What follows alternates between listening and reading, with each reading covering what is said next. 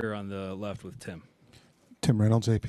Rick, you guys have obviously made a habit of these incredible last-second events throughout this postseason. How, in a building where this team does not give up leads like that, where did you guys find the wherewithal to pull this one off? Just had to hang in. The first half was rough. 19 turnovers. The good thing was it was only 9 points, and so we were within reach of still being in the game. I think we won the third quarter by 3, which was progress. And then they went up 15, and we just said, hey, let's just keep chipping away at the rock. Got to keep pounding the rock, and just chip away and hang in. And we've had a lot of experience in these kinds of games, and our guys have a real good feel for what it's all about, giving ourselves a chance, and we got fortunate, but made plays. Right here in the front. Scott Agnes, Fieldhouse Files. Rick, take us through kind of the locker room after the game, the message, because you want to enjoy it, but you also quickly have to move on to the next one. Yeah, we haven't been celebrating a whole lot with anything, really, and that's some of that is our experience last year. Some of it is Pascal having been through this kind of a run and getting to the finals before. We know we have a lot of work to do, and we have to play a lot better. I mean, 19 turnovers and a half is, if it's not a record for the finals, it's got to be up there, close to it. And so, and they're a menace, defensively. And we too often took it into crowds, and then other times they just take the ball out of your hands. I mean, it's just the level of their defense is crazy good. So, but to answer your question, a real even temper after the game, and now there's two days between the first two games. Instead of a 13-day series, which we had with New York, this is day 1 of 17 days. So this is going to be a long journey and a lot going on, and so we're just going to have to keep our eye on the ball and keep focusing on one another. Steve, right here in the front. Rick, besides taking better care of the basketball, what went on in the locker room at halftime? It seemed like you guys might have figured something out or wanted to approach things differently than that first half. Well, there were different areas. I mean, they were getting to the rim a lot in the first half. The turnovers were the first thing that we talked about. It seemed like we were doing a good job on the boards, but they had 20 more shots than we did in the first half. And so, that was really fool's gold too. And so, look, it was just, hit the reset button. Let's go whistle to whistle in the third quarter, try to chip away at it and try to hang in. Mark here right in the front of the right.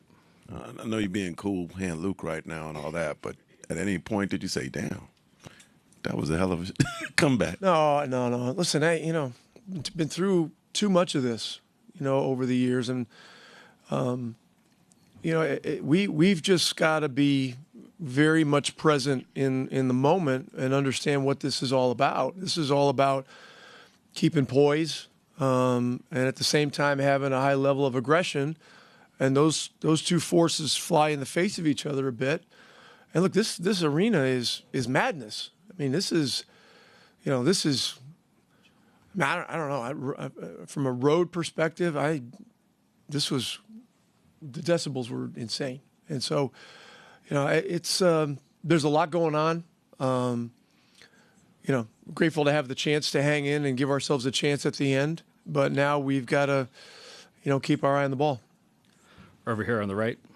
Rick, Nembhard's play the last few minutes, not just the shots, but the defense. What was he able to do to kind of keep you guys connected and give you guys a chance to take it at the end? Well, he made big plays at both ends.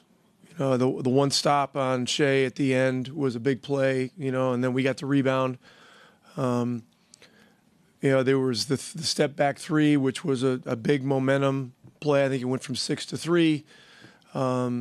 and then there was an and one where he got to the rim. I don't know what point it was in the fourth, but a lot of big plays, and you got to have playmakers against Oklahoma City. I mean, they just they make it so difficult defensively. Right here on the right. Rick, it looked like during that review, the Siakam out of bounds review, the guys were huddling up right before the ruling came down. I'm going to assume that you kind of gave them directive on how to play the next possession if it didn't go in your favor. How comfortable were you in not calling a timeout in that situation and letting Tyrese just go spread floor? Yeah, that's very. I mean, we talked about it. We still didn't know the outcome of the challenge yet, but we said if it is their ball, let's get the stop. There's going to be a difference in the shot clock and the game clock. And if we get a stop and get the rebound, we're going to go. We're going to go, and hopefully get the ball in Tyrese's hands and look to make a play. So all that worked out. I mean, the Nembhard play to stay in front of Shea was a huge play. I think I don't know if Neesmith or Obi got the rebound. I haven't looked at it yet, but we were able to get the ball into Ty's hands, and he made the shot. Middle row on the left, Joe. Hey, Rick. Joe Varden, The Athletic. After game one in New York, Tyrese told this cool story about you guys would put the ball in his hands when he was younger and you guys weren't very good to work on maybe one day being in these kinds of moments. And now that it's worked out, not just once, not just twice, but 3 times in the end of these playoff games where he wins it with the shot, what's it like for you to watch him at the end of these games, just sort of knowing the investments that you guys made years ago? Well, getting to this point is a long process, and you make a trade for a player like that 3.5 years ago, whatever it was. You look at the present, but you look toward the future, and the hope was that we could build quickly. Kevin and Chad did a great job with surrounding Ty with the right guys, and then getting Pascal last year was reverential for our team, and we just try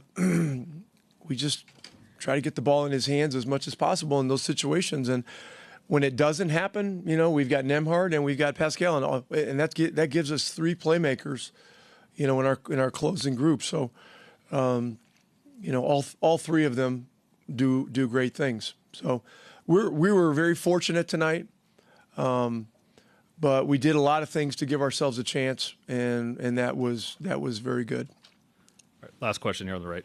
Hey, Rick, Valencia King, Real Talk Sports. Appreciate your time. One of the pillars you've said this team is built on is tenacity. From a coach's perspective, does it rejuvenate your coaching energy when you see this team continue to be resilient night in and night out? My coaching energy is fine. But look, it's a group I love. It's a group that we've invested a lot in. How